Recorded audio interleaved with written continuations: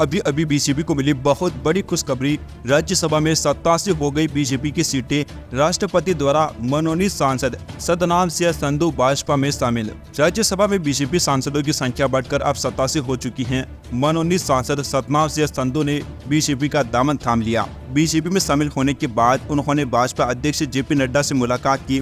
दल बदल विरोधी कानून के तहत मनोनीत सांसद राज्यसभा में मनोनयन के 6 महीने के भीतर किसी भी राजनीतिक दल में शामिल हो सकते हैं। संधू 30 जनवरी को मनोनीत हुए थे और इस तरह उनके पास किसी भी दल का सदस्य बनने के लिए 30 जुलाई तक का ही समय था। उन्होंने भाजपा का दामन थामा है और इस तरह बीजेपी की राज्यसभा में ताकत 87 सीटों की हो चुकी है। बता दें कि इससे पहले राज्यसभा में बीजेपी की संख्या 86 पर आ गई थी। हालांकि अब सतनाम सिंह संधू के भाजपा में शामिल होने से यहाँ संख्या 87 हो गई। फिर भी राज्यसभा में पार्टी की संख्या 90 से नीचे है, जो कि बीजेपी के लिए चिंता का विषय है। इसी महीने केंद्र सरकार की तरफ से नामित 4 सांसदों का कार्यकाल पूरा हो गया था। इसके बाद राज्यसभा में बीजेपी सांसदों की संख्या घटकर 86 हो गई थी। अब एनडीए के पास भी ऊपरी सदन में 101 सांसदों की ताकत है, जो कि बहुमत से कम है। ऐसे में बीजेपी का फोकस अब राज्यसभा में बहुमत जुटाने पर होगा। दोस्तों, आपको बताना चाहेंगे कि राष्ट्रपति ने इसी साल